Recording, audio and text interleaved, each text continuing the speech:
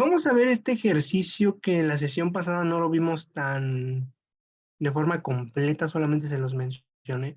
Y en la sesión pasada justamente vimos esta parte, ¿no? De que buscábamos evaluar el desempeño de un estudiante utilizando diferentes condicionales. Bueno, no diferentes condicionales, sino una combinación de un if anidado, pero vimos una sentencia que se llama else if. Esta sentencia else if, recuerda nada más como recapitulación, que te permite evaluar una segunda condición después de la primera condición que pertenece a la sentencia if. Siempre recuerden que cuando vayan a escribir una sentencia if, cuando escriban cualquier sentencia else, siempre debe ir una sentencia if antes, ¿vale? Eso en cualquier lenguaje de programación. Una sentencia else va a estar acompañada siempre de una sentencia if. Eso sí es como tal una regla de las estructuras de control cuando lo escribamos. Entonces no podemos escribir sentencias else o sentencias else if como tal individuales, siempre deben de ir acompañadas. Y justamente como recapitulación de todo lo que hemos visto, hay que tener muy en cuenta que para escribir estructuras de control, cada una de ellas, más bien todas ellas las que vimos, siempre van a evaluar condiciones. Siempre se van a evaluar condiciones y esas condiciones tienen que dar como resultado valores lógicos. Todo esto simplemente recuerden que son comparaciones lógicas que se están realizando respecto a una variable que tiene almacenado un número en este caso y un valor de referencia, en este caso 9, 8, 4 o el 8. Entonces, respecto a un operador relacional, se obtiene como resultado un valor lógico. Y a partir de ese valor lógico es que se empieza a generar un control sobre los códigos que ejecutamos, sea verdadero o sea falso, ¿vale? Hay que tener en cuenta esa parte. Ya nada más como último comentario de esto de los condicionales if anidados. Mm, ahí está. De los condicionales if anidados es la parte de que no hay que perder de vista cómo se están estructurando. Y no solamente aplica para los if anidados, aplica para cualquier, digamos, sentencia if else o combinaciones de las mismas. En el lenguaje R, exclusivo del lenguaje R, siempre se va a tener esta sintaxis con la palabra if, la condición, y estas llaves de apertura y de cierre. Aquí lo que les mencionaba muy importante hay que tener en cuenta es que cada condicional if siempre va a ir acompañado de su llave de apertura y su correspondiente llave de cierre. La primera sentencia if que aparece al inicio, vamos a poner como ejemplo esta imagen que está aquí en la presentación. La primera sentencia if que aparece aquí al inicio, esta sentencia if, es la principal. Esta va a tener su llave de apertura aquí se muestra, y su llave de cierre va a ser la última de todas. ¿Por qué digo que la última de todas? Porque dentro de esta sentencia if, entre la llave de apertura y la de cierre, puede haber escrito una gran cantidad de código. En este caso, los códigos están escritos como if anidados, que son estos otros colores de if que aparecen aquí, la condición 2, condición 3 y condición 4. Entonces, lo mismo ocurre con estas otras condiciones anidadas. Tiene cada una su llave de apertura y su llave de cierre.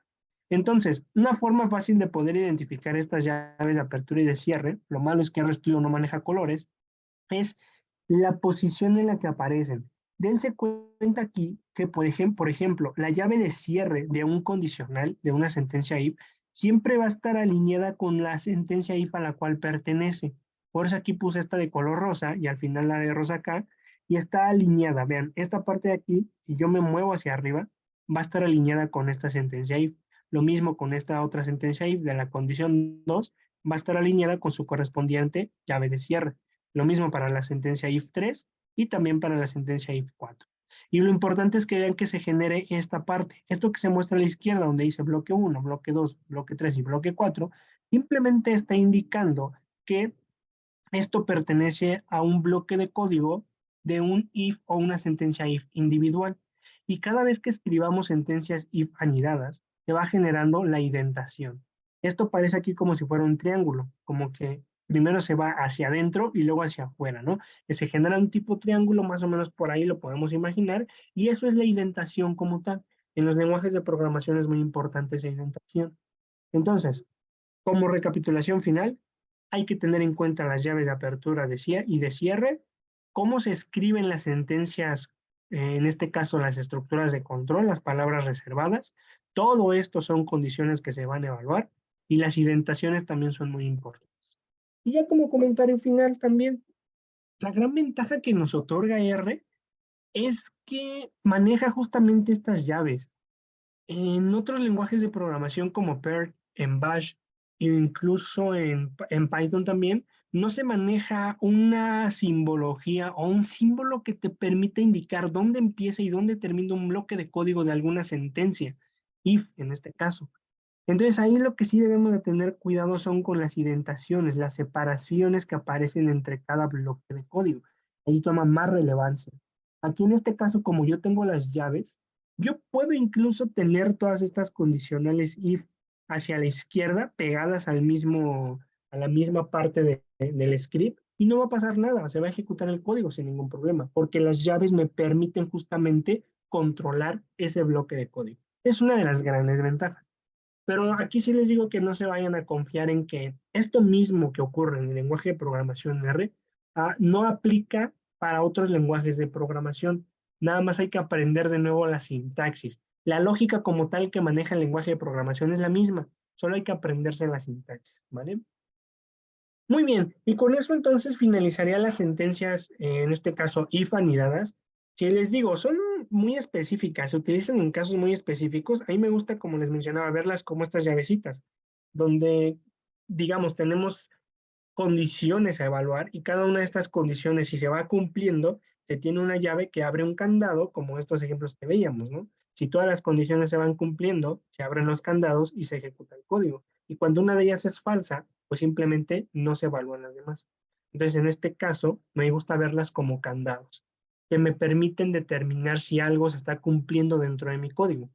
De hecho, lo vamos a ver más a profundidad en la siguiente semana, cuando empecemos a crear códigos así complejos para analizar datos, en donde necesito tener estrictamente un if anidado para que pueda generar o pueda evaluar si existe tal condición, perdón, cierta variable, cierto archivo, etcétera, ¿vale? Todo ese tipo de cuestiones. Muy bien, entonces, una vez dicho eso, me gustaría finalizar la parte de la sentencia SIP con un último ejemplo. Un último ejemplo en donde, como tal, lo mencioné rápido la sesión pasada y no vimos el código directamente. eh, un código que de cierta manera me permite evaluar si un año específico pertenece a una clasificación que son años bisiestos. Yo mencionaba que se tiene esta aproximación de que un año dura 365.2422 días. No es como lo más exacto, digamos. Simplemente se redondea un poco a 365.25 días para poder generar que cada 4 años hay un año bisiesto, ¿no? Por eso hay un día de más, en febrero en este caso. De hecho, algo así como un paréntesis cultural, eso de que está en febrero, a mí me causaba curiosidad de por qué en febrero, ¿no? ¿Por qué se añade en febrero? Tiene que ver algo así. Entonces dije, ¿por qué? ¿Por qué? Pero no, justamente era porque en el momento que el emperador Julio César creó el calendario juliano, como se basó en los egipcios que ya utilizaban cierta, digamos, como cierto control en sus días, en los días que manejaba el año. Entonces, en ese calendario juliano, si no mal recuerdo, el último mes era febrero, algo así se mencionaba. Entonces, simplemente se añadió el día a ese último mes, que era febrero, coincidía con febrero, y a partir de ahí se mantuvo pues esa adición del día extra al mes de febrero, ya cuando se generó el calendario gregoriano con el Papa Gregorio y todo eso, ¿no? Entonces, el que utilizamos hoy en día. Pero como tip cultural, me parecía curioso. Pero bueno, ¿cuál es la idea de todo esto? La idea de todo esto es que podemos tener diferentes años, ¿no? 2000, 2020, 2024, 2014, etcétera. Pero dependiendo de ciertas, vamos a decir, condiciones específicas, cada uno de estos años puede caer en la clasificación de año bisiesto o año no bisiesto. Aquí se maneja algo para decir si es un año bisiesto o no. Tiene que ser divisible entre 4 y entre 400. Solamente que aquí voy a escribir solamente el código porque sí tienen todavía más connotaciones específicas. ¿A qué me refiero? Un año bisiesto incluso con que sea divisible entre 4, perdón, un año con que sea divisible entre 4, algunas personas lo consideran ya como año bisiesto. Divisible entre 400 también lo consideran como año bisiesto y no se tienen que cumplir estas dos al mismo tiempo, ¿vale? Entonces, pensé que era, ok, vale, ajá. Entonces, esas son como las condiciones que se manejan y parte de de otra condición que se evalúa para decir si es un año no bisiesto es si es divisible entre 100. Entonces, si un año es divisible entre 4 o entre 400 y entre 100, se va a considerar como año bisiesto. Entonces, ven que ahí se empieza a generar un poquito más complicaciones al momento de escribir este código, porque están considerando ciertas evaluaciones que deben de cumplirse todas al mismo tiempo, deben de cumplirse dos nada más para considerar aquello, deben de se puede cumplir una, se puede cumplir una y la otra, entonces ven que se empieza a generar más complicaciones. Y justamente eso es lo que pasa muy común al momento de escribir códigos. Tenemos muchísimas opciones o muchas condiciones por evaluar. Así que en ese momento tenemos que empezar a organizar el código que vamos a escribir. Lo primero que siempre le recomiendo cuando escribamos un código donde se evalúen muchas condiciones o que varias condiciones deban de cumplirse mutuamente o que otras sean excluyentes, hay que empezar a generar tal vez diagramas, empezar a comenzar a pensar bueno, comenzar a pensar de forma lógica, en este caso siendo críticos y críticas en qué es lo que debo de evaluar, qué condición debo de poner primero, qué condición debo de poner después, debo de utilizar un if anidado, debo utilizar sentencias else if, puedo hacer que mi código sea más pequeño, puedo hacer que el código sea más grande, puedo vectorizar mi código, mi sentencia if, muchas herramientas que podemos ir considerando. Entonces, como tal, el código que me permite evaluar este ejercicio, que era nada más para practicar, en donde yo les decía que esto más nada más es de relleno, yo quiero determinar si cierto año es un año común o año bisiesto. Entonces aquí en el punto era determinar si 1583 era un año común o bisiesto. Y simplemente teníamos que escribir un código para ello, considerando la parte que se muestra aquí abajo, ¿no? Que son divisibles entre 4 y entre 400, los años bisiestos, pero no deben de ser divisibles entre 100 solamente. Entonces se deben de probar tres condiciones, evaluando el operador en este caso de residuo. El código que está aquí, como yo les mencioné en la sesión pasada, no lo generé yo directamente, lo generó ChatGPT. Simplemente era como un código de prueba y un código de ejemplo. Vean aquí que lo que se está generando, y lo voy a escribir para irlo explicando. Un tip rápido, si quieren evitar poner nada más, digamos, como siempre darle clic aquí en File y luego en RScript, pueden simplemente presionar Control Shift N y se abre un script nuevo. Y con eso es más fácil también para abrir su script. O incluso aquí abajito aparece como una hoja en blanco creo que sí es una hoja en blanco con un símbolo de suma. Y aquí le pueden dar clic y aparece también script y otras partes acá de otros textos que se pueden generar. Vean, aquí está Python, SQL, HTML, todo ese tipo de cosas, ¿vale? Muy bien. Entonces vamos a poner aquí declarar, le voy a poner declarar la variable, voy a poner year, ¿vale? Voy a escribir la variable que se llame year, símbolo o operador de asignación, y voy a escribir 1583 nada más, en este caso, 1583. Voy a escribir abajito, determinar si es año, bisiesto o común.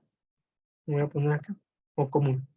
¿Qué voy a comenzar diciendo? Bueno, voy a empezar a escribir la condicional if, la primera de todas, es la más sencilla, la más simple, ¿vale? La primera de todas, ¿por qué? Porque es la que precede a todas las sentencias o estructuras de control. Yo les decía que, por ejemplo, si quiero utilizar un else, tengo que tener siempre un if. Si quiero utilizar un if anidado, pues siempre se tiene que tener una condición if principal. Siempre tiene que haber una principal, ¿vale? Entonces voy a comenzar escribiendo if, presiono tab, selecciono esta opción, y la primera condición que puedo evaluar aquí, vean que acá en este código se muestra primero entre 4, entre 100 y entre 400. Pude haber cambiado ese orden, lo pude haber cambiado y va a cambiar, de hecho, lo que se debe demostrar acá. Entonces, voy a poner en este caso la variable year voy a poner el operador de residuo y voy a poner entre 4, que sea la primera condición. Quiero que sea divisible entre 4, que lo evalúe. Pongo operador de igualdad y el 0. Si yo ejecuto esta condición nada más para ver qué ocurre, voy a, aquí lo mismo, ¿no? Siempre se me olvida a mí declarar mis variables. Ya está en mi ambiente de RStudio. Ahora sí puedo seleccionar esta condición, le doy en Run y se muestra el valor de falso. Pues ya sé por aquí que esto no es un año tal vez bisiesto, pero tengo que evaluar otras condiciones. ¿Qué es la otra condición que voy a evaluar? Como en este caso tengo que evaluar 3 condiciones diferentes, esas condiciones las voy a tener que evaluar con una sentencia if anidada. Entonces voy a escribir if, otra vez presiono tab, selecciono la opción y voy a poner de nuevo year, voy a poner el operador de residuo, pongo 400 y pongo en este caso la igualdad con 0. Voy a seleccionar esta opción, le doy en run y vean que aquí me muestra falso también. Bueno, ya sé que está pasando eso. Pero voy a poner otra tercera condición, que es que quiero ver si es divisible en este caso entre 100.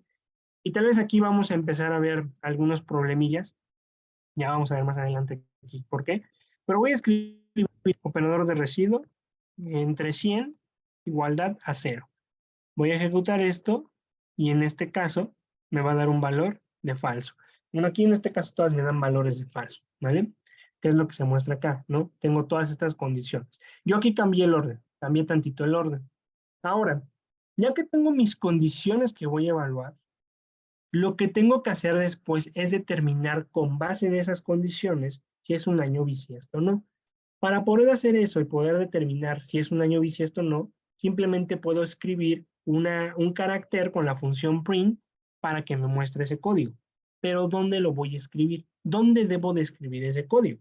Bueno, para comenzar a hacerlo, tengo que evaluar las 3 condiciones. Aquí es donde yo les decía que funcionan mucho como candados las condicionales o sentencias if anidadas. ¿Por qué? Voy a tener la primera condición, que el año sea divisible entre 4, o su residuo más bien, sí, divisible entre 4, es decir, que su residuo sea igual a 0, cuando se divide entre ese valor. Voy a tener aquí, y vean que la ventaja de RStudio es que si yo pongo mi cursor en una de las llaves de apertura, me muestra la llave de cierre.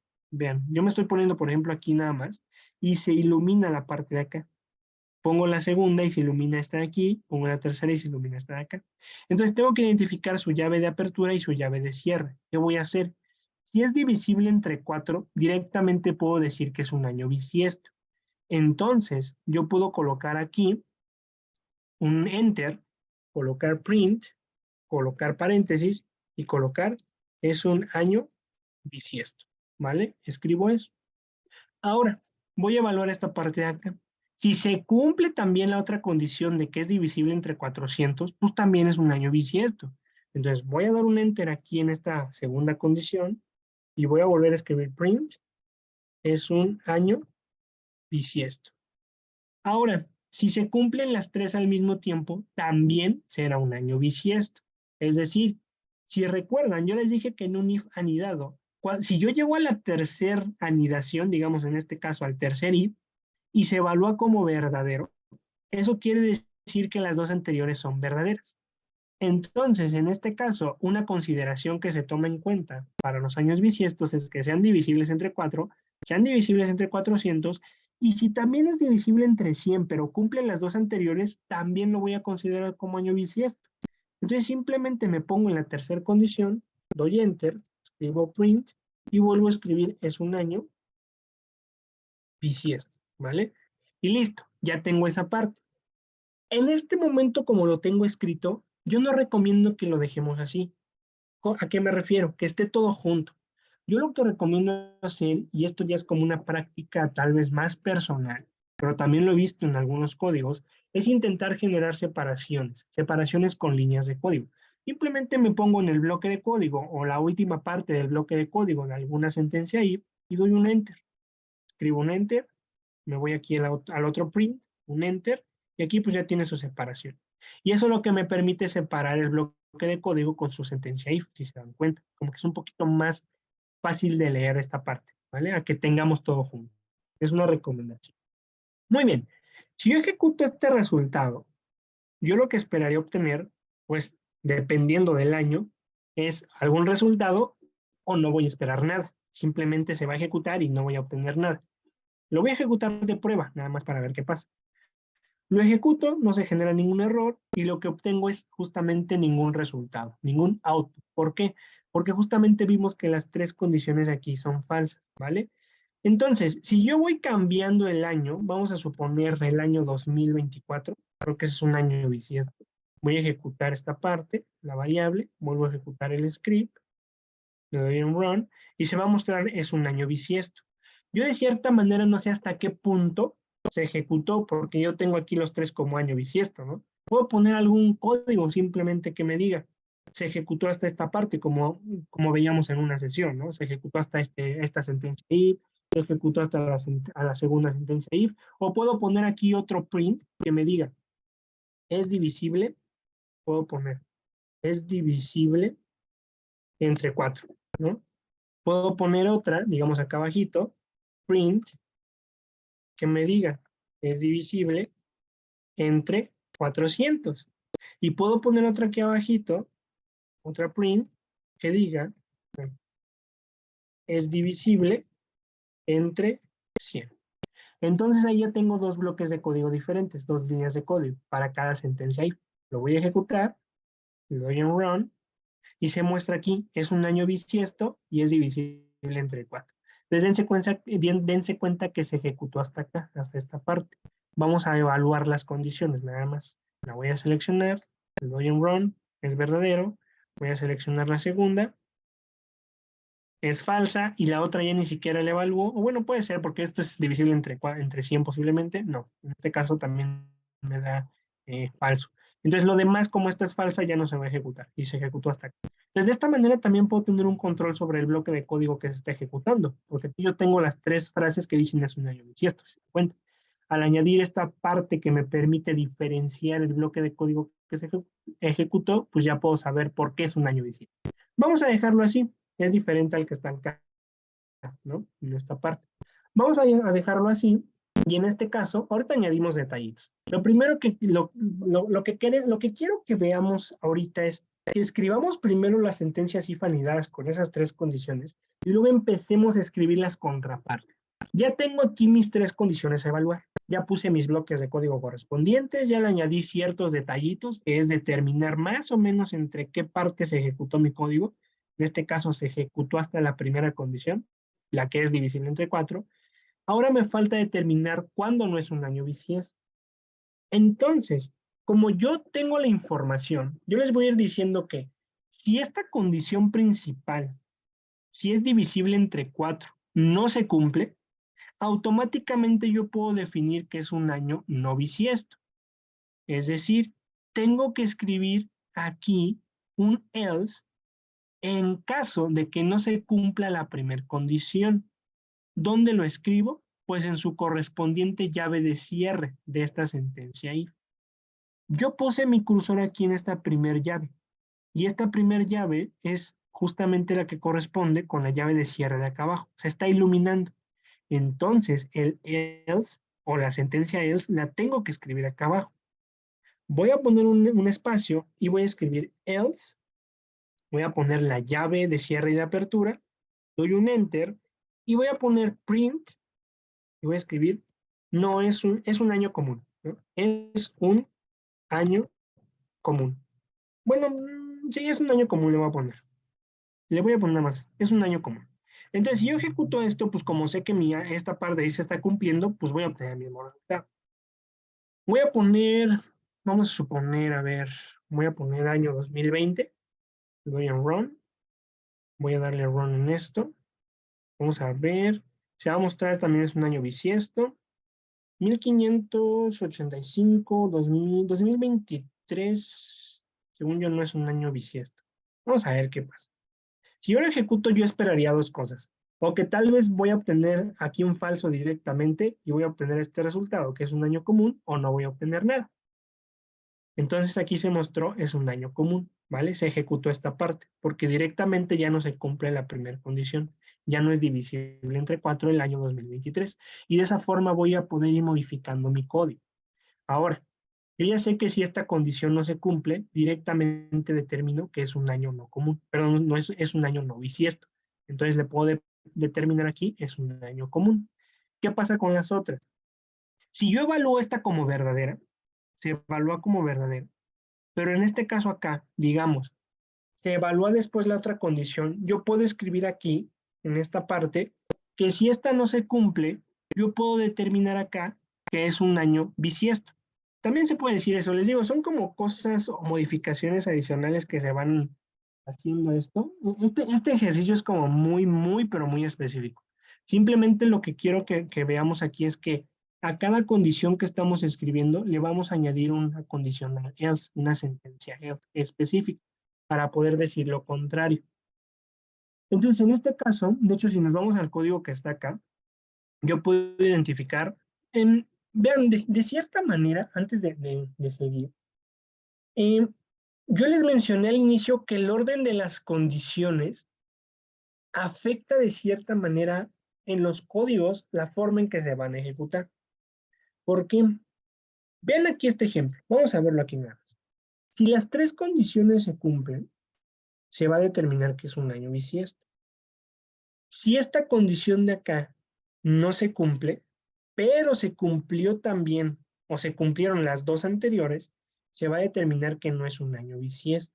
Y aquí es donde yo les decía que posiblemente me iba a topar con algún, no error, pero alguna falla. ¿Por qué? Porque yo coloqué primero las dos condiciones, año divisible entre 4, año divisible entre 400 y año divisible entre 100.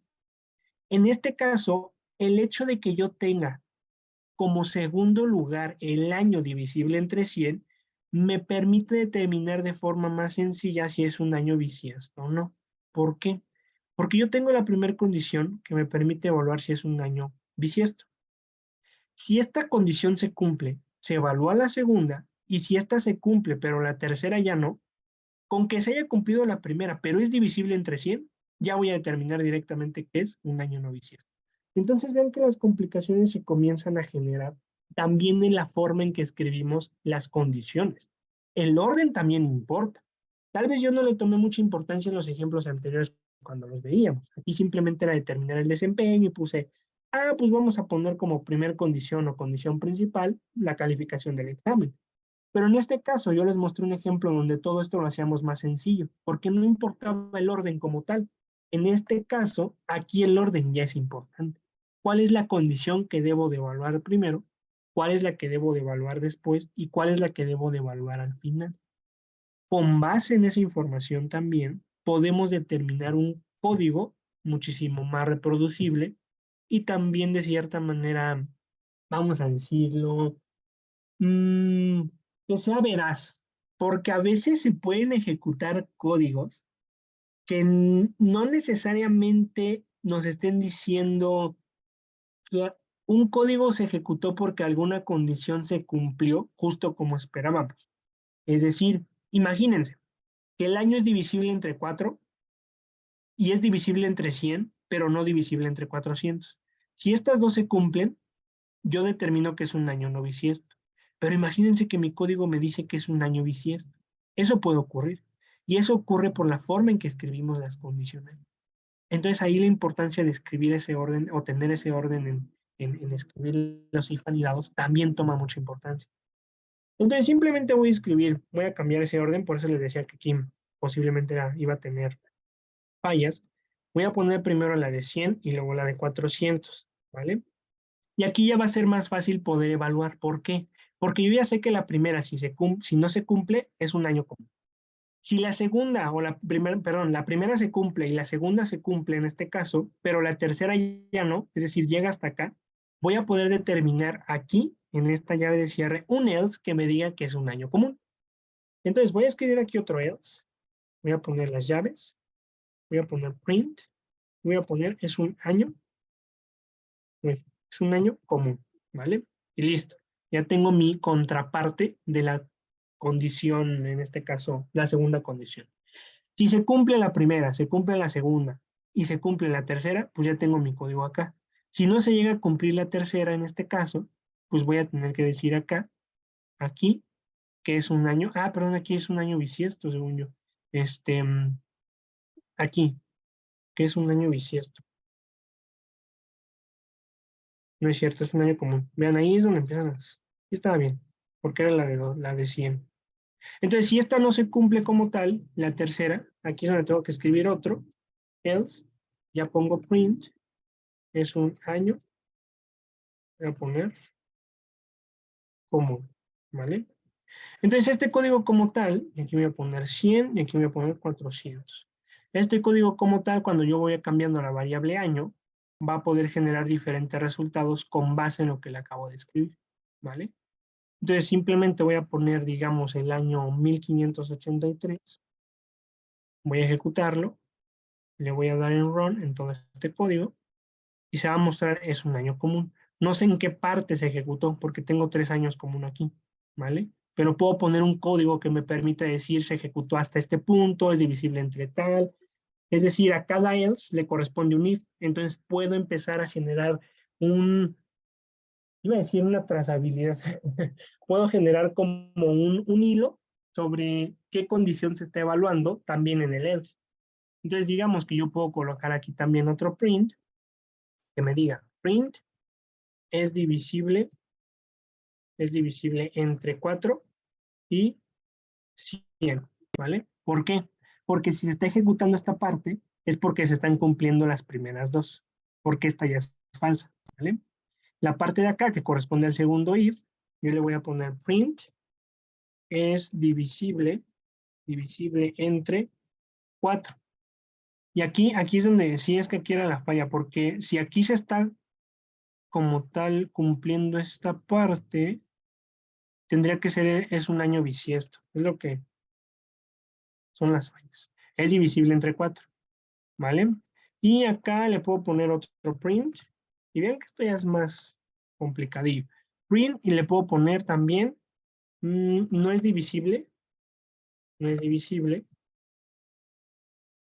entre ningún valor, le voy a poner, entre ningún valor. Bueno, igual no sé si entre ningún valor, no es divisible entre 4. Nada. Entonces, si yo ejecuto de nuevo mi código, que ya está más largo, se va a mostrar no es divisible entre 4. En este caso, la primera condición es la que no se cumplió al inicio. Es un año común. Voy a poner, no sé, 2056. Lo ejecuto. Vuelvo a ejecutar todo mi código. De hecho, lo puedo ejecutar desde el final nada más. Le doy control enter y se muestra que el año en este caso, vean aquí, fíjense lo que pasó. Es divisible, es un año bisiesto, es divisible entre 4, es un año bisiesto, es un divisible entre 4. Se generaron en este caso dos resultados. Me pareció curioso eso. Entonces ven que de cierta forma aquí ya se está poniendo más complicadita la cosa. Esto se generó, estos dos resultados, porque están aquí. Esta parte de acá, y me parece curioso que se haya generado acá. Ah, ya, porque una de las condiciones ya no se cumple y entonces se ejecuta esta parte, ¿vale? Es un año bisiesto.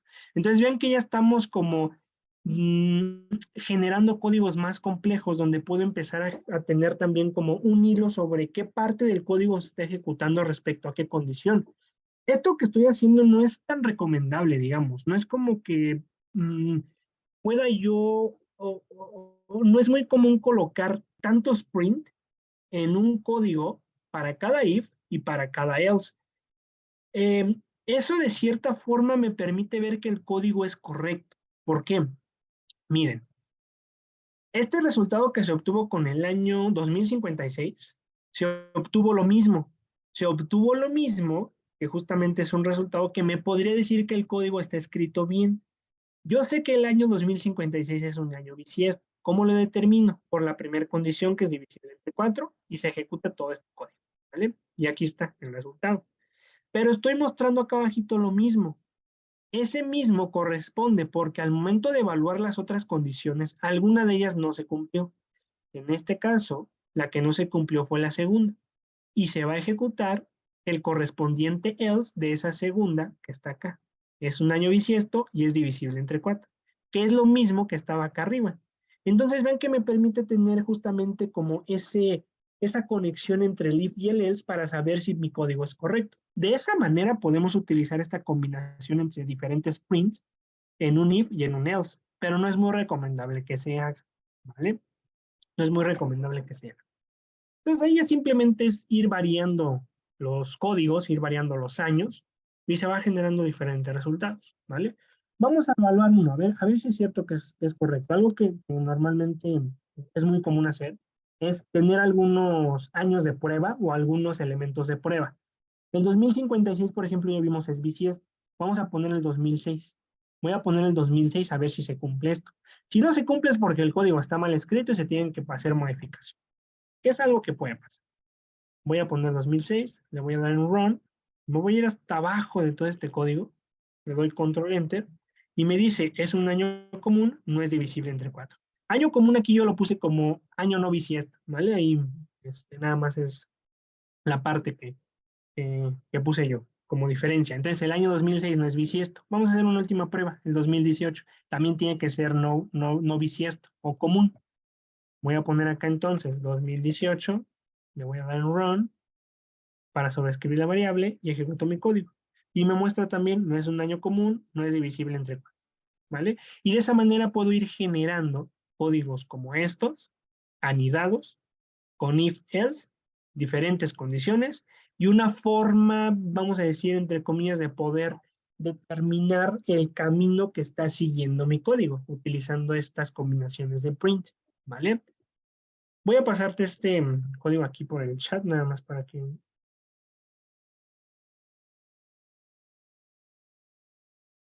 A ver,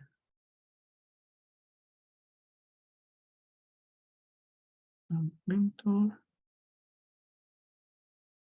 A ver, ya había una pregunta, es que como escondí el este. A ver, sí, justamente tal vez me equivoqué. A ver, si es divisible entre 100 es un año normal. Ajá, sí, justamente. Si es divisible entre 100 aquí, tiene que ser es un año normal. Ah, sí, cierto. Sí, sí, cierto. Si se cumple esta parte, es un año común aquí. Un año común o un año no bisiesto. Ajá, justamente eso. Buena observación. Sí, entonces justamente pues ya, esto es nada más lo que quería que viéramos, utilizar como última parte un ejemplo de años bisiestos y años no bisiestos con estas condiciones. A lo que voy con todo esto es que prácticamente siempre que vayamos escribiendo un código, hay que ir pensando cómo ordenar los datos, cómo ordenar las sentencias. ¿Por qué? Y es justamente lo que les mencionaba. Esto como tal está escrito justamente para que permita facilitar, vamos a decir, la ejecución de un código y la evaluación de diferentes condiciones. Me permite facilitar eso. Yo pude haber puesto las condiciones en un orden distinto y tuve que haber obtenido el mismo resultado, pero ahí lo que va a pasar es que tengo que reordenar las condicionales if-else para que pueda obtener ese resultado. Entonces, los resultados que están aquí, perdón, los códigos que están aquí, pues evidentemente si cambio estas condiciones, tienen que cambiar de orden y tal vez se tuvieron que haber agregado, se tienen que agregar más sentencias if para poder evaluar una más específica. Entonces ahí a lo que voy es que cuando escribamos este tipo de códigos, que sí son complejos, y por eso puse aquí el de Help Me ChatGPT, tenemos que tener en cuenta esas consideraciones. Todo lo que vimos anteriormente y el orden de las condiciones también es muy importante, ¿vale? Ya lo que se muestra aquí en este código es justamente la función que les mostré casi al inicio de cuando vimos estructuras de control, donde se muestra aquí una función que se llama paste que me permite concatenar elementos, ¿no? Puedo escribirla aquí, nada más voy a escribir, vamos a poner, digo es que como son muchos print, no quisiera que, voy a poner otra vez el 2056 nada más de ejemplo, y yo sé que aquí yo puedo poner paste, paréntesis, otro paréntesis porque hay dos, y dentro de estos paréntesis de adentro tengo que escribir la variable year, donde está mi año, una coma. Puedo escribir lo mismo acá, nada más que lo voy a escribir nada más en una, y acá voy a poner en esta condición, ¿no? Que también era en la otra donde se mostraba en la consola. Voy a poner year y esta parte, ¿no? Y lo voy a ejecutar nada más.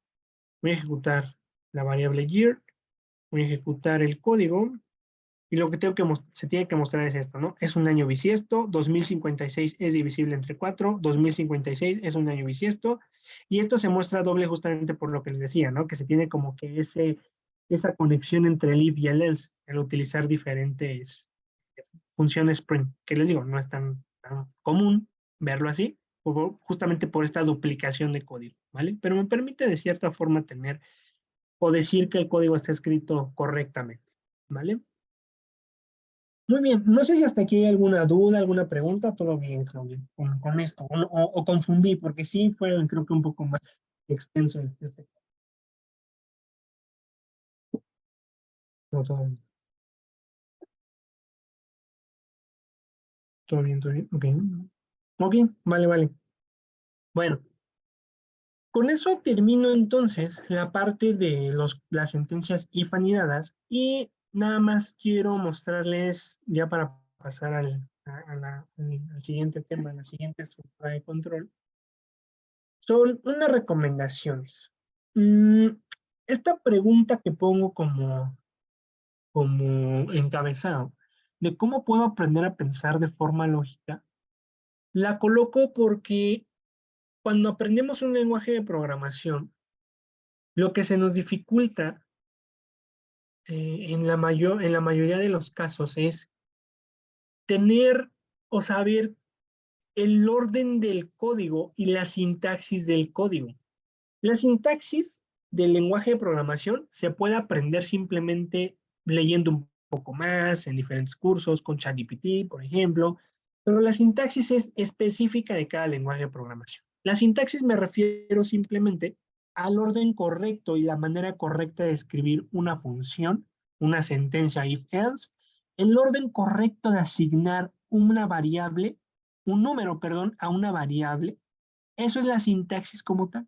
Saber manejar las palabras, las funciones y los objetos en un lenguaje y colocarlos en el orden correcto. Ya lo demás, si tiene sentido, si no se generan errores, pues ya tiene que ver con semántica y toda esta parte. Que justamente es como un lenguaje, ¿no? Es un lenguaje al final de cuentas. Entonces, justamente viene porque esa sintaxis se puede aprender, pero cuando vamos profundizando más en el lenguaje, se empieza a complicar más justamente porque vamos a comenzar a aprender estructuras de control, comparaciones lógicas con operadores relacionales, operadores booleanos, y ahí es donde empezamos a tener, y al menos a mí en la parte personalmente me pasó, comenzamos a tener en algunos casos problemas porque necesitamos tener una forma lógica de pensar para tener o saber cómo resolver un problema, cómo hacer comparaciones. Entonces, ese tipo de pensamiento, la manera en que se puede aprender es justamente dividiendo el problema en partes pequeñas. Esto yo no lo hago muy comúnmente, pero lo he hecho y me ha ayudado en problemas más complejos. Empezar a dividir por partes, como lo que hicimos aquí. Esto fue un código complejo. Tengo que empezar a dividirlo por partes. Escribir primero las condiciones, ¿no? Es una parte, un fragmento del código. Luego escribir los else. Luego añadir partes extra, ¿no? Digamos como para hacer más bonito el código, que se vea el año aquí en la consola, que nada más me muestra una parte y no se muestre duplicado, son como modificaciones adicionales. Pero cada una de esas modificaciones se fue haciendo parte por parte, no paso por paso. Escribió primero esta parte, luego lo siguiente, y al final simplemente se generó una estética pues visualmente mejor. Entonces, lo primero es dividir ese problema en partes. Podemos utilizar diagramas o dibujos que nos puedan ayudar a identificar ese flujo de información o de datos, en este caso, como los diagramas de aquí que les mostraba, ¿no? Diagramas, por ejemplo, como estos. Un diagrama donde pueda identificar las llaves de apertura y de cierre. Puedo identificar diagramas como estos para determinar un bloque de código 1, bloque de código 2. Puedo utilizar diagramas de flujo como estos para tener rombos de decisión, para saber hacia dónde se va un código, dependiendo de si la condición es falsa, verdadera, etcétera, ¿no? Eso depende también del código que vayamos a escribir. Si es uno muy complejo, pues esto se vuelve un poco más, o muy largo, pues esto se vuelve una tarea tal vez un poco más tediosa, pero lo podemos hacer. El punto que a mí me gusta y es, considero, el más importante, es practicar lo más que podamos. Entre más practiquemos, más vamos a poder aprender o más fácilmente vamos a poder aprender un lenguaje de programación. Porque fíjense, una persona que sabe de lenguajes de programación tiene un pensamiento lógico, pues digamos, desarrollado. Una persona, digamos, un programador o una programadora, ¿no? Que son programadores, pues, vamos a decir, innatos, ¿no? Entonces, esa manera en que ellos aprendieron, digamos, en su carrera, si es que estudiaron programación directamente, computación, alguna carrera relacionada con lo mismo, pues les fueron enseñando esa forma de pensar lógicamente. Pero justamente durante toda la carrera tuvieron que practicar y practicar y practicar y practicar lo más que pudieran, ¿no? Ellos practican y practican y practican. Esta práctica lo que te genera es agilidad. La agilidad al momento de escribir también es algo muy importante en los lenguajes de programación. Es muy, pero muy valioso que sepamos escribir rápido también, pero correctamente al momento de escribir un código. Todo este código, por ejemplo, lo pudimos haber escrito fácilmente en que será unos menos de 2 minutos, 3 minutos para una persona que tal vez ya tenga mucha experiencia, ya tenga un pensamiento lógico muy desarrollado y una habilidad de escritor en la computadora muy veloz. Lo pudo haber escrito una persona muy rapidísima, ¿vale? Como ChatGPT. Pero bueno, ChatGPT. Entonces, entre más practiquemos, vamos a tener más habilidades o más agilidad, bueno, más agilidad al momento de escribir códigos en diferentes partes, al momento de utilizar una RStudio, la consola, el lenguaje, al momento de identificar las variables del ambiente de RStudio, etcétera. Son detallitos que en verdad, entre más practiquemos, nos vamos a dar cuenta y vamos a poder extraer más detalles que son importantes al momento de aprender el lenguaje. Y esta parte que también es importante, que es dejar que otras personas nos ayuden y recibir retroalimentación de ellas, es pues simplemente intentar no buscar ayuda directamente, pero sí buscar las opiniones de personas expertas, expertos y expertas en un lenguaje de programación. Como yo les mencionaba, mi amigo David es quien básicamente me ha ayudado más en aprender un lenguaje de programación. Él me enseñó Bash, por ejemplo, este que utiliza Linux, y él me fue dando recomendaciones, ¿no? Me fue dando tips de cómo escribir esto, esto está mal, no debes de escribir de esa forma, debes de escribirlo de esta otra forma con esta sintaxis, escribes esta otra función, te va a dar esta. Entonces te va dando herramientas. Eso es algo valioso, que te den herramientas también para que tú puedas procesar tus cosas. Y ya nada más para terminar, básicamente aquí les pongo que en programación necesitamos de ese pensamiento lógico, una habilidad para resolver problemas, pero para adquirirlo de forma completa se debe practicar y ser persistente. La manera en que yo aprendí R, hasta el punto en que, y lo pongo como un ejemplo, eh, un código como el que les he mostrado en sesiones pasadas, que tiene como que son unas 400 líneas de código, me tomó una semana escribirlo. Una semana escribirlo por los detallitos. Básicamente en 3 días ya lo tenía listo, pero en 3 semanas simplemente eran modificaciones adicionales para hacerlo más estético, hacerlo mejor y que tuviera la menor cantidad de errores posibles al momento de que se ejecutara. Pero todo eso no fue de una noche, de un día para otro. Fue en 3 años que tuve que desarrollar esas habilidades para poder escribir un código con esta velocidad. Entonces, ser persistente es algo muy importante y muy valioso. Y no solamente en la programación. Siento que, o pienso que en cualquier área en la que nos desarrollemos, el ser persistentes nos ayuda bastante. Y a veces creo que no hay motivación, a veces no hay motivación. Tal vez uno puede estar motivado, ¿no? En diferentes días. Hoy estoy motivado a aprender el lenguaje de programación Python, ¿no? Hoy estoy motivado a aprender Bash, hoy estoy motivado a aprender R. Pero de repente no hay motivación. Y pienso que lo que te hace realmente una persona persistente es que a pesar de que no hay motivación, tú sigues y sigues practicando, sin motivación, pero sigues practicando, porque sabes que eso te va a dar un resultado final que te va a favorecer en un futuro, ¿vale? Pero muy bien, eso entonces, es bueno, esto nada más era como, digo, les quería mencionar esa parte importante de unos tips, unas recomendaciones de este pensamiento lógico que se menciona en los lenguajes de programación. Y lo quería aplicar a los años bisiestos, digo, ya nada más para no hacerlo más largo, pensándolo en el ejemplo de los años bisiestos, lo anterior que les acabo de decir, pues vamos a poner unos ejemplos, ¿no? Digamos, ok, ¿cuál es mi problema? Tengo un número, en este caso es un año, que puede ser divisible entre estas condiciones. ¿Qué puedo preguntarme? ¿Cómo represento la divisibilidad de un número usando código? Esa es la primera parte, ¿no? Les mencionaba que la divisibilidad, en este caso la podría demostrar con el operador de residuo, ¿no? Reminder, que se llamaba así. Puedo escribir las condiciones que voy a evaluar primero, verificar el output. De hecho, este punto 3 es algo que se hace comúnmente. Antes de poder ejecutar un código completo, hay que ir verificando cada paso que vayamos escribiendo, porque cada paso de un código es muy importante, es esencial. Si es un paso, por ejemplo, con una condicional y está mal escrita, pues nos va a generar errores. Entonces, paso por paso, hay que ir ejecutando lo que vayamos escribiendo. Por eso aquí les mostraba que evaluar primero las condiciones y verificar el output. Es una buena práctica que se puede hacer. Identificar el tipo de condicional que se debe usar, si todas se deben de cumplir al mismo tiempo. Y vimos que no todas se pueden cumplir al mismo tiempo, se pueden cumplir de forma separada y nos dan resultados distintos. ¿Cuál es el orden que debo de colocar en las condiciones? ¿Importa ese orden en este caso? En el caso de, por ejemplo, la evaluación del desempeño de un estudiante, no importaba, pero aquí sí importaba este orden.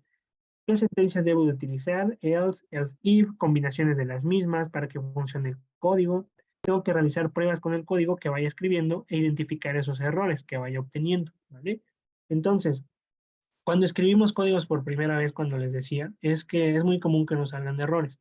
A mí los errores que me salían aquí cuando escribía estos códigos es que siempre me fallaba la llave de apertura o de cierre.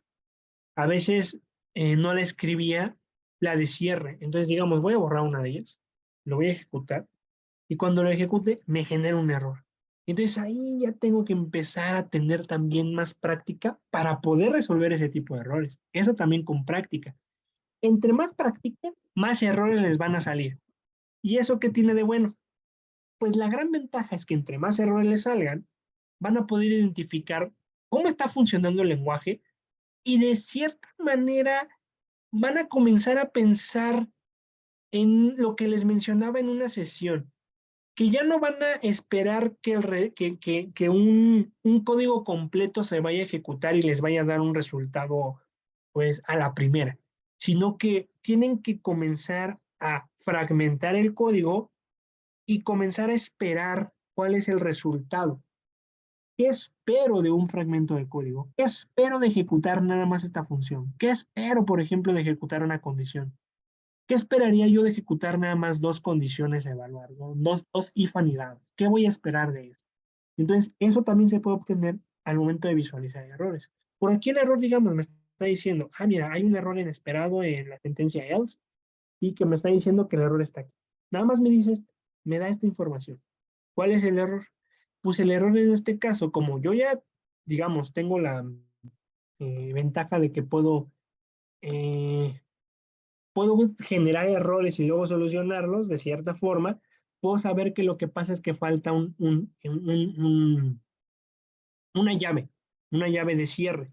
Pero aquí esta parte no es tan informativa que digamos, eso es algo que no me gusta de RStudio. No es tan informativo y no te dice como tal dónde está el error, qué puedes hacer, cómo solucionarlo, porque Python de cierta forma te dice eso, dónde está el error, qué línea de código es el error. Aquí no te dice ni la línea de código. En Python, por ejemplo, si te dice, mira, tu error está en la parte de, digamos, la línea 19, ¿no? La línea 13. Y te va marcando. De hecho, ese es un proceso que se llama, que creo que sí se los mencioné, que se llama debugging. Ese proceso como tal de debugging es algo que me permite identificar dónde está un error en RStudio, en este caso, pero se los muestro más adelante. Entonces, de esa manera, cuando vayamos escribiendo los códigos, hay que también identificar esos errores y, pues, de cierta forma, ir solucionándolos. ¿Vale? Vale, entonces, eso es lo que les mencionaba. Esos códigos no les van a salir a la primera, tal vez algunos sí, de eso estoy seguro, pero muchos de ellos, cuando empecemos a subir de nivel, es muy difícil que salgan a la primera. Pero hay que seguir intentando hasta obtener ese resultado, y esos errores de código es una forma rápida de aprender a programar. ¿Vale? Muy bien, y con eso finalizo las sentencias if y todas sus derivaciones. Sentencias if else if, sentencias if anidadas, sentencias if else anidadas. Esta es una sentencia if else anidada, de hecho. Sentencias if else vectorizadas, que son todas las que vimos. Y vamos a pasar a ver otra estructura de control que al menos para mí es mi favorita. Es la que más utilizo yo y no solamente yo. Cualquier persona que se dedica a programar utiliza los ciclos for. Ojo nada más con esto. No estoy diciendo que vayan a empezar a utilizar los ciclos for para todo, porque eso tampoco es una buena práctica.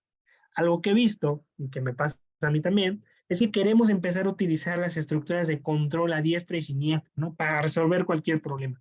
Y eso no siempre es así. No siempre se recomienda utilizar una estructura de control para resolver un problema con código.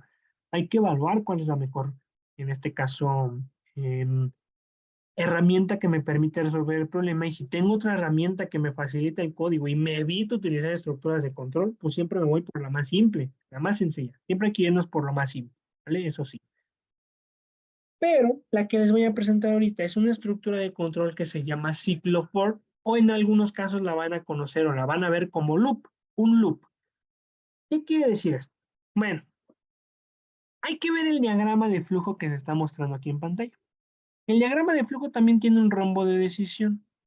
Un rombo de decisión donde ahora lo que se muestra no es una condición, es una pregunta.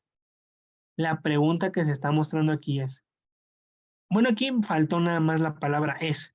La pregunta es, como tal, ¿este es el último elemento? Si la respuesta es verdadera, se sale del código. Si la respuesta es falsa, se ejecuta el código. Pero, ¿qué es lo que pasa aquí? Y aquí faltó poner, de hecho, lo que representa el ciclo. Este código, si se está ejecutando, se va a ejecutar un código, se va a volver a ir a la parte de atrás y se debe de generar la misma pregunta. Si este resultado es falso, se ejecuta un código, se vuelve a evaluar la pregunta y así se sigue. Esto es un loop, un ciclo. Hasta que ya sea el último elemento, ya no se va a evaluar nada. Bueno, se va a evaluar un código y se va a salir de, en este caso, de la ejecución del código. Tal vez con esto no quedó muy claro porque faltó una flechita aquí y no me di cuenta, donde tenía que generarse un proceso que se llama iteración. Este proceso de generar un ciclo en un código se llama iteración. Siempre que escuchen de ahora en adelante la palabra iterar, significa que está generando o se están ejecutando, o más bien se está ejecutando un bloque de código o un código sencillo sobre diferentes elementos. Es decir, este bloque de código que se muestra aquí es el mismo para cada elemento que se va a ejecutar. ¿A qué me refiero? Vamos a recordar un poco una sesión cuando yo les mostré, o vamos a poner en este caso la sesión de los años bisiestos, ¿no? Lo que les mostré ahorita. Supongamos que yo evalué nada más un año. Yo estaba evaluando un año aquí y lo que estaba haciendo era cambiar la variable, poniendo 2018, 2020, 2023, 2056 y solamente estaba colocando un único número. La ventaja de un ciclo for, un loop, es que yo puedo tener ahora sí una gran cantidad o múltiples objetos, múltiples elementos por evaluar. Ya no solamente voy a tener un año, sino que voy a tener múltiples años. Puedo tener aquí 10 años diferentes y se va a ejecutar ese mismo código sobre cada año que coloque en una variable. Eso lo que me está diciendo es que se está generando un proceso que se llama iteración. ¿Vale? Vamos a verlo en este caso con estos diagramas. Esta es la sintaxis general que se utiliza para un ciclo for en R. Lo que se utiliza también es una palabra reservada, una palabra clave que se llama for. Dentro también se utilizan unos paréntesis y dentro de esos paréntesis se utilizan dos o tres cosas. Algo que se llama variable, una palabra reservada que se llama int y otra palabra que dice vector. ¿Qué quiere decir esto? El vector vamos a ponerle que es una colección de objetos. ¿Qué objetos? Pues pueden ser números, pueden ser, digamos, un vector de números pares, un vector de números impares, un vector de años, un vector de calificaciones de un o una alumna. Puedo tener ahí una colección de objetos. Lo que dice aquí como variable, yo le mostré aquí o le puse como objeto de iteración. ¿Por qué?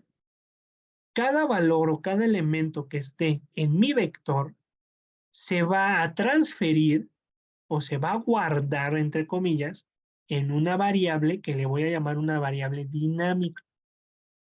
Cuando se guarde aquí la variable o mi objeto, algún objeto que esté dentro de mi colección de objetos, lo que va a ocurrir es que se va a ir directamente a un código y se va a ejecutar este código.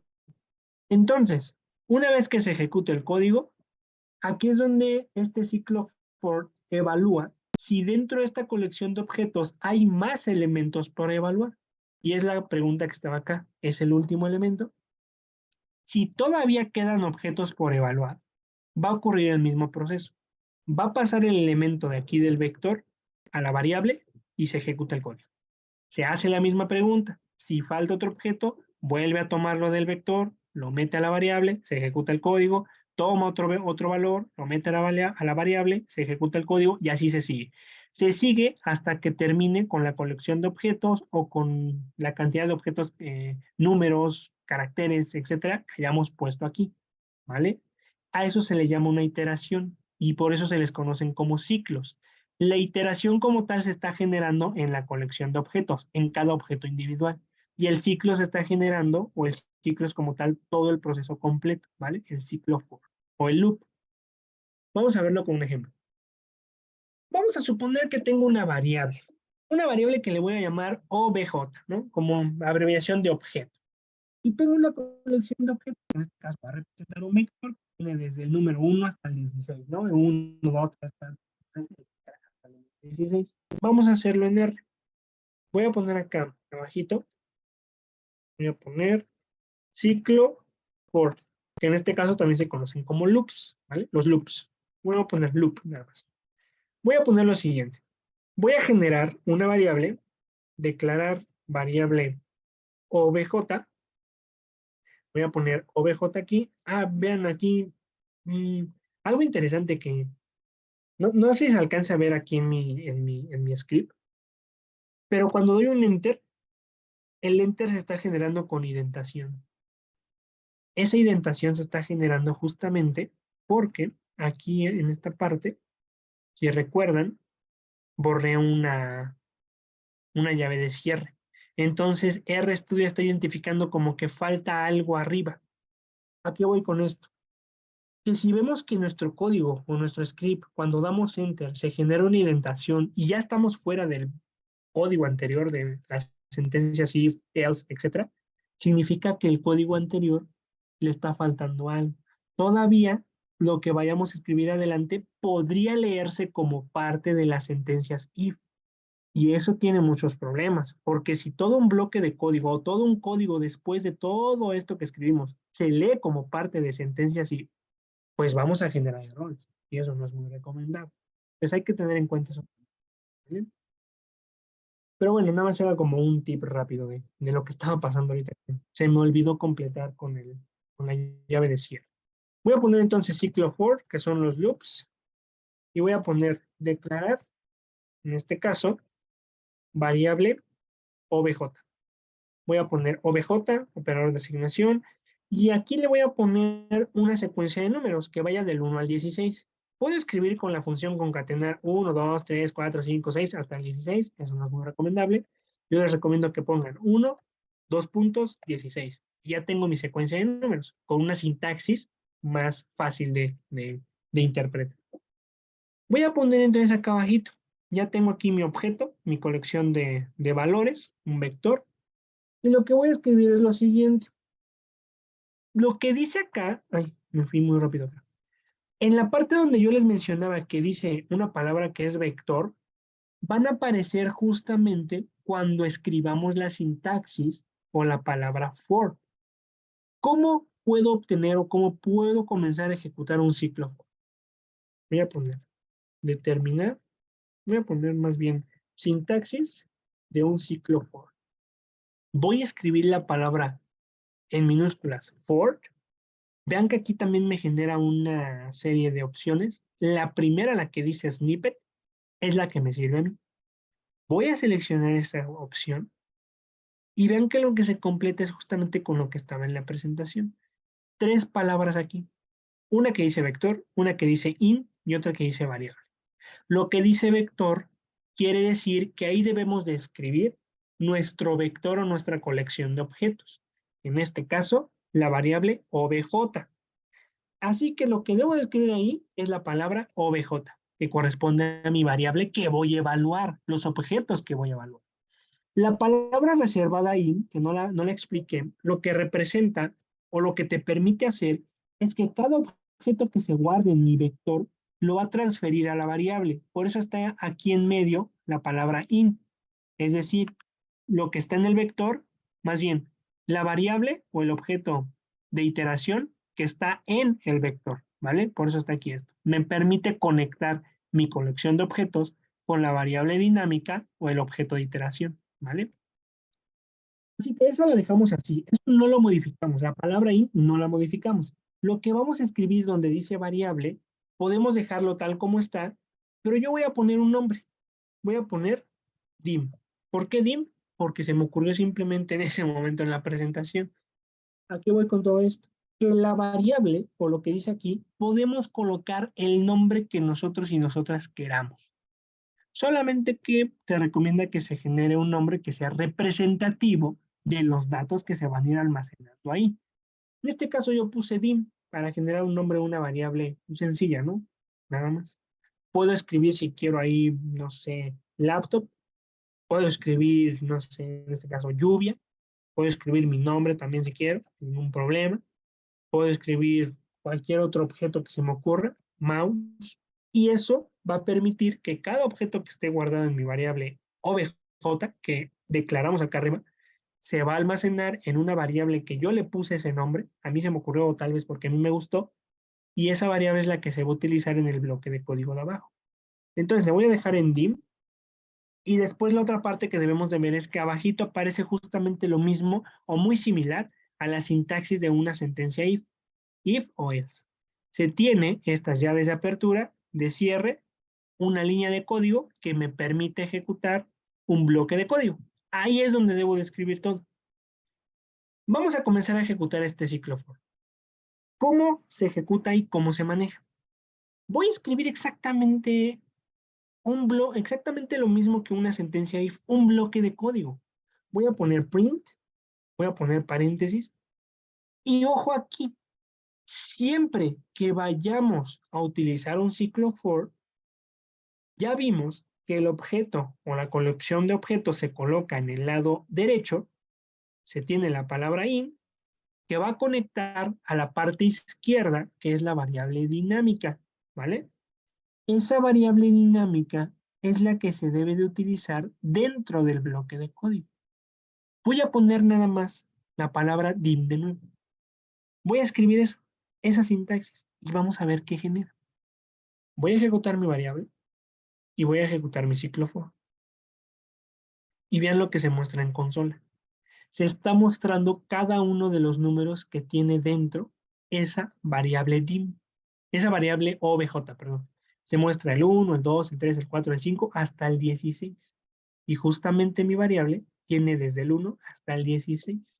Lo que hizo el ciclo for es ejecutar cada valor en la consola, cada valor individual en la consola.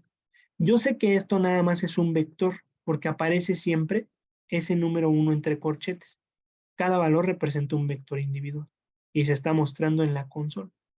Entonces, si yo quisiera modificar ese código para que se vea un poquito más claro lo que está pasando, voy a poner la palabra for, selecciono snippet, voy a poner de nuevo dim, voy a poner aquí donde dice vector la variable donde están almacenados mis objetos y voy a poner print y vamos a poner en este caso la función paste, paréntesis, comillas, este es el número, dos puntos, coma y la variable dim. Y si se dan cuenta es la misma sintaxis que utilizábamos anteriormente, ¿no? Acá, por ejemplo, print, paste y concatenación de elementos, una cadena y un valor numérico. Y acá es lo mismo, print, paste, concatenación de elementos, una cadena, perdón, una cadena y un número, una variable numérica. Voy a seleccionar este código nada más, lo ejecuto y ahora vean lo que se muestra. Se está mostrando este mensaje. Este es el número 1, este es el número 2, este es el número 3, este es el número 4 Entonces lo que está pasando es lo que les decía, que se está generando una iteración con cada elemento que esté almacenado en mi variable o en mi vector. ¿Dónde está mi vector? En este lado derecho de mi ciclo for. Ese objeto o este vector, cada elemento de ese vector se está almacenando en la variable dim y esta variable dim se está pasando al bloque de código, acá abajito. Y por eso se está mostrando cada elemento individual que está almacenado en mi vector. La frase que dice este es el número, como tal nada más eso, se mantiene igual. Este es el número, este es el número, este es el número, etcétera. ¿No? Número 4, número 5, 10, 20, etcétera. Se está manteniendo. ¿Por qué? Porque este bloque de código se va a iterar sobre cada elemento individual de mi vector y se ejecuta el mismo. Por eso les decía acá que el bloque de código, este código de acá, se está ejecutando para cada objeto individual de la colección de objetos del vector. Se almacena aquí y se vuelve a ejecutar el código. Y así se sigue la iteración, ¿vale? Así es como funciona en este caso. Yo puedo hacer otras modificaciones, ya con esto finalizo antes en estos 4 minutos. Puedo hacer otras modificaciones, puedo escribir el ciclo for de nuevo, puedo escribir ahora otra variable. Voy a utilizar el mismo vector, pero para que vean que puedo utilizar otro nombre, voy a poner el nombre César, ¿no? Mi nombre, nada más para que vean que puedo hacer lo mismo. Pues es lo mismo. Voy a poner aquí obj, voy a escribir print, en este caso, y voy a poner la variable César multiplicada por 10. Y voy a ejecutar el código. Lo ejecuto. Y ahora lo que muestro en pantalla es cada elemento individual multiplicado por 10. Se está generando la iteración. ¿Cuál es la iteración? Con este bloque de código. Multiplicar cada objeto individual entre 10, por 10, perdón. Entonces, ¿por qué les decía yo que esto es una variable dinámica? Porque la variable que yo coloque aquí y que luego la muestra en mi código va a cambiar su valor conforme vaya ejecutando el ciclo for. Por eso aquí primero era el número 1 y al multiplicarlo por 10 se generó el 10. Luego fue el número 2 por 10, 20. Luego el número 3 por 10, 30. Y así se sigue hasta el 16, que lo multiplicó por 10 y se obtuvo el 160. Y de esa manera, el ciclo for me permite iterar sobre cada valor individual de mi vector, ¿vale? Es justamente el ejemplo que se muestra aquí. Y justamente este encabezado aquí que les puse, es que los ciclos for no dependen de un valor lógico. De hecho, este diagrama de flujo estaría mal, entre comillas, porque no dependen de un valor lógico. Solamente lo puse para responder la pregunta, ¿es el último elemento del vector? Eso es falso, pues sigue ejecutando tu código. Hasta que se termine el último elemento, va a seguir ejecutando códigos. Cuando llegue al último, cuando ya no vea otro elemento adicional en un vector, se va a salir del código, ¿vale? Por eso aquí aparece exit, se sale del código. Y el ejemplo que estaba aquí es justamente lo mismo. Tengo mi colección de objetos, cada objeto individual se va a almacenar en la variable dinámica, en dim, en este caso le puse dim, y se va a ejecutar un código específico para ese objeto que se almacenó aquí. Se ejecuta mi código, se sigue con otro elemento del vector, se guarda aquí en la variable, se ejecuta el código y así se sigue, ¿vale? Como un ciclo, por eso les llaman así. Aquí está el ejemplo, ¿no? También, nada más es exactamente lo mismo, tengo mi objeto, mi secuencia del 1 al 16, tengo el ciclo for, aquí es con minúsculas, ¿vale? Aquí se me pasó esto, es con minúsculas. Mi ciclo for, tengo mis variable, mi vector, mi variable dinámica y tengo mi bloque de código, ¿vale? Y cada uno de ellos, vean aquí, se muestra un poquito más claro. Cada uno de ellos te da un resultado diferente porque cada objeto que está en mi vector es distinto. Aquí mostré en rojo cada uno del bloque de código o cada elemento del bloque de código que es diferente. Solamente la primer parte que corresponde a la variable dinámica es la que va cambiando de valor. No lo vemos aquí, pero va cambiando el valor. Todo lo demás que se mantiene en color negrito es porque es el mismo código para todo, solamente que cambia el valor de esa variable. Vean que aquí el ciclo for me da una gran versatilidad y una gran facilidad de poder escribir códigos, porque ya no necesito estar escribiendo. Imagínense que tenga esta secuencia del 1 al 16 y quiero que se muestre en pantalla 1 por 10, luego 2 por 10, luego 3 por 10, ¿no? Que tenga que hacer todo esto. 3 por 10, 4 por 10, Pues si yo sé que tengo un mismo código, que es multiplicar por 10 todo, lo único que debo cambiar es el primer elemento. Y eso lo puedo hacer con un ciclo for. Y vean que me puedo ahorrar líneas de código en simplemente estas líneas de código de acá. Y de esa manera me dan más facilidad y más flexibilidad también en mis códigos. Y ya con esto termino nada más. Eh, bueno, no, con esto no termino, porque esto ya quisiera verlo más adelante. Pero nada más quiero que se lleve en esta sesión que los ciclos for me permiten tener un control todavía mejor y más eficiente sobre todas las sentencias if y las combinaciones que vimos. Todas estas son las que vimos. If simples, if else if anidadas e if vectorizadas. Y todo eso puede ser o puede estar dentro de un ciclo for. Solo como ejemplo, les puse de nuevo el código para evaluar si es un año bisiesto. Ya lo vamos a ver en la siguiente sesión. Pero imagínense que tengo o quiero saber qué años corresponden o si son bisiestos desde el año 1900 hasta el año 2005. Tengo una gran cantidad de valores numéricos. ¿Cómo voy a evaluar eso con una simple sentencia if? Cambiando nada más el valor de aquí desde 1900 hasta el 2050. Pues no, ¿verdad? Eso no es para nada eficiente. Pues lo que puedo hacer es utilizar un ciclo for, no lo voy a mostrar ya directamente, pero lo único que hice fue esto, vean, todo este código es el mismo que estaba anteriormente, los if anidados. No sé si vean la diferencia. Acá arribita ya no solamente es un número, sino que es la secuencia desde 1900 hasta 2050, y aquí lo que encerré es entre estas llaves todo el bloque de código de ifs anidados en un simple ciclo for. Y cuando yo ejecute esto, lo vamos a ver en la siguiente sesión, voy a poder obtener la información de cada uno de estos años para determinar si es bisiesto o no es bisiesto. Y de esa forma vean que simplemente añadiendo una línea extra con un ciclo for y una llave de cierre final, puedo generar códigos muchísimo más eficientes, ya no tan complejos, porque esto ya le generó complejidad, pero más versátiles y más flexibles al momento de resolver un problema. Entonces, los ciclos for son las estructuras de control que se utilizan pues en la mayoría de los casos. La mayor parte del tiempo se utilizan ciclos for, pero dentro de esos ciclos for no hay que olvidar que puede haber muchas sentencias if, las combinaciones de las mismas también. Pero todo eso es como si la estructura del ciclo for fuera la parte más externa del código y las sentencias if fueran la parte más interna. Pero esto me da más flexibilidad en mis códigos. ¿Vale? Se vuelven más eficientes. Y eso es lo que vamos a ver en la siguiente sesión, con ese código.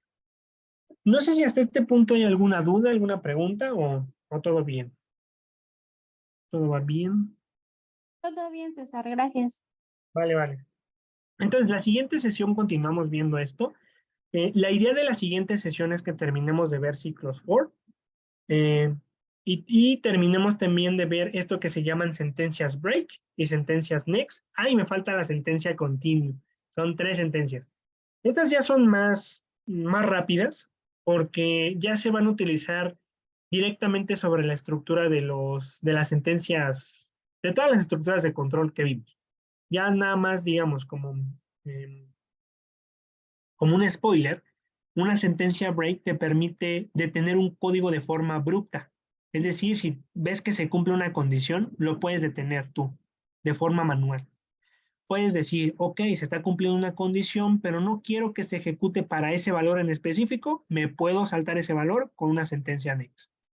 Puedo decirle, quiero que no continúes con un bloque de código completo, pues le digo continuo y se va con toda la otra, con el otro elemento y no se ejecuta ningún bloque de código. Entonces, nada más son sentencias que le van que le van a añadir más flexibilidad a mi código, a mi sentencia if y a mis ciclos for. Nada más son para eso, ¿vale?